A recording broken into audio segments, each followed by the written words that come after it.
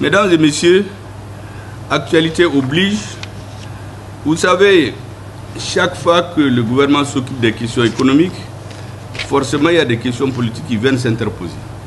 Hier, tous les Maliens ont suivi la brillante conférence de presse donnée par le ministre d'État, ministre de l'administration territoriale, sur la suspension des activités des partis politiques et des activités à caractère politique des associations.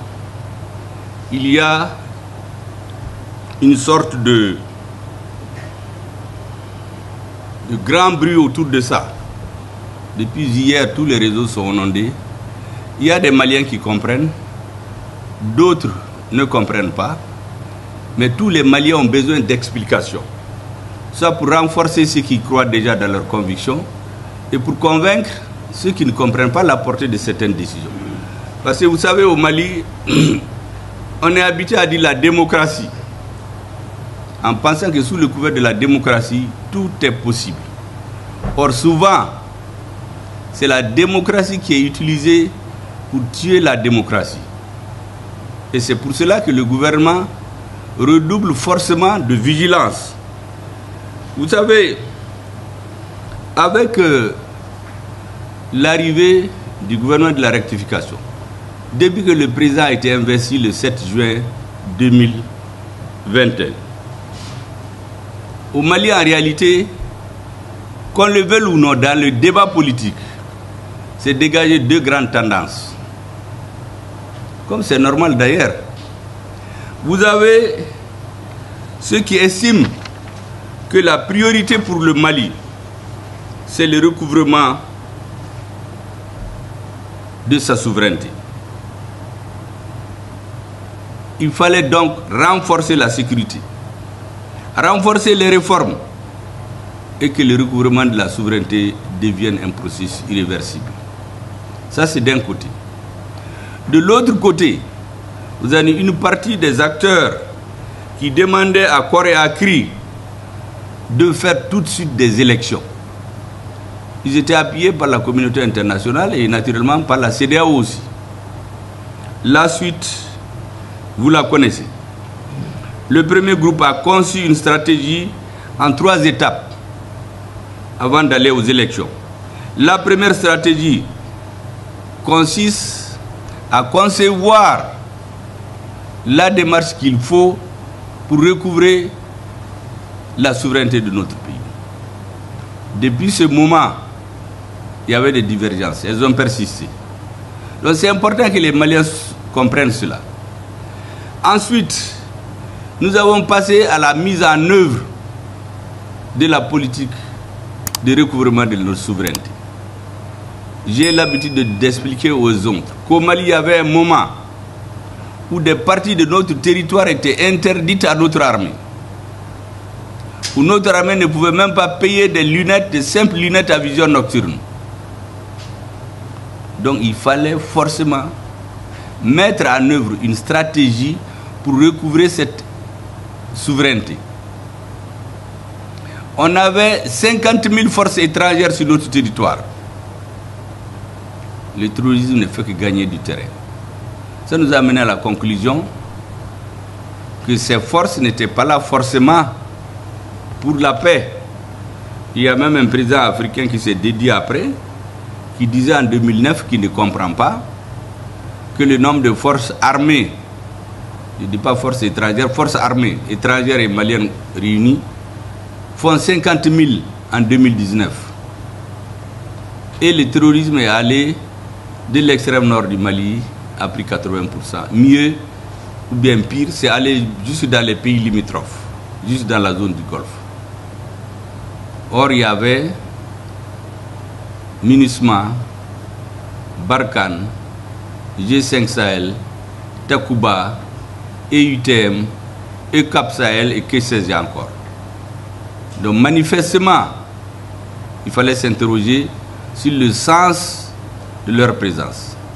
Le Mali a tiré les conséquences et nous avons recouvré. La mise en œuvre du processus de recouvrement consiste d'abord à se séparer de ces différentes forces, à donner tous les moyens à notre armée pour qu'elle soit seule maître sur notre territoire. Et le Mali a recouvré l'intégrité territoriale et la souveraineté sur l'ensemble du territoire national. Ça, c'est la mise en œuvre. Maintenant, l'étape suivante, c'est la consolidation de ce processus. Là aussi, les mêmes débats ont réapparu. Parce que tant qu'on était à la première phase, il y avait les débats. Fallait-il, oui ou non, renforcer l'armée? Quand on a pris Kidal, tout le monde s'est tu. Avant ça, j'ai rappelé que quand il y a eu les attaques barbares du bateau de Tombouctou, la CEDEAO s'est réunie, elle n'a même pas parlé. Au niveau du Conseil de sécurité, on n'a même pas pu adopter une lettre de condoléances au président du Mali. Donc, ça veut dire que les vies humaines des Maliens, pour certains, ne valent pas grand-chose. Et donc, le gouvernement a décidé que la phase de stabilisation, après l'élaboration de la stratégie et sa mise en œuvre de recouvrement de l'intégrité de notre pays et de la souveraineté, que la phase de stabilisation doit atteindre un point de non-retour en arrière. Un point suffisamment stable pour pouvoir organiser des élections. Dès que le Mali a recouvré l'intégrité de son territoire et sa souveraineté, le président de la transition immédiatement a tiré les conséquences d'ordre politique, d'ordre historique et d'ordre stratégique, qui consiste à dire qu'il ne suffit pas de conquérir par la force des territoires. Il faut la gestion. Le président a mis en place le comité de dialogue intermalien. Donc, les résultats du travail de ce comité, plus l'atteinte du niveau de stabilisation de la souveraineté du pays, sont les conditions sine qua non pour fixer la date d'une élection. Et donc, pendant que ces deux processus sont en cours, les Maliens doivent comprendre que l'existence de notre nation doit nous conduire à aider ces deux processus à arriver à leur terme. Vous savez, dans chaque pays, on tient compte de la réalité pour décider. Ceux qui écoutent aux États-Unis, il y a les débats aujourd'hui, mais quand vous écoutez Trump, il vous dit que l'économie américaine, c'est la catastrophe. Quand vous écoutez le président au pouvoir, il vous dit que l'économie ne s'est jamais bien portée que cette année. Donc les citoyens ont toutes les versions pour analyser et décider. Eh bien, le Mali, c'est la même chose. Ceux qui sont décidés à faire en sorte que le processus de recouvrement de la souveraineté du Mali arrive à un point de non-retour avant d'arriver à quoi que ce soit. Que le dialogue intermalien dépose ses conclusions auprès du chef de l'État.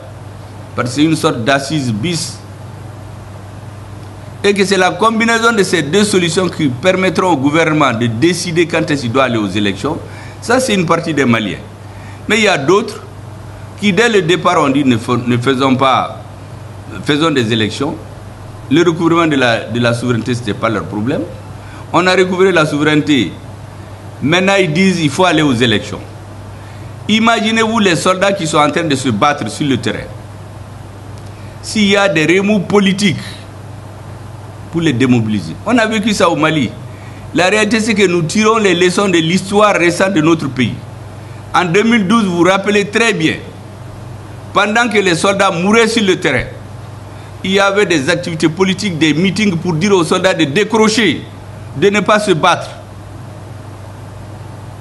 Et ça contribue à la démoralisation de nos militaires. Ça, ce n'est un secret pour personne. Des manifestations dans les villes, pendant que d'autres se tuaient. Deuxièmement, aujourd'hui, nous savons qu'il y a une stratégie d'encerclement des pays de l'AES. Tout ce qui se fait contre nous, on le sait, on analyse. Vous voyez l'élongation des attaques. Menaka, Kai, Sikasso, le centre pour disperser nos efforts. Vous voyez, quand on déloge les gens de leur sanctuaire, ils se retrouvent dans un petit coin et ils dérangent les autres. Prenez le cas de Menaka. Malgré tout ce que l'armée fait pour escorter les céréales, les terroristes qui se sont réfugiés en Drambokan, c'est qui terrorisent la population. Donc le rôle de l'État, c'est de poursuivre juste dans leur dernier retranchement tous les terroristes.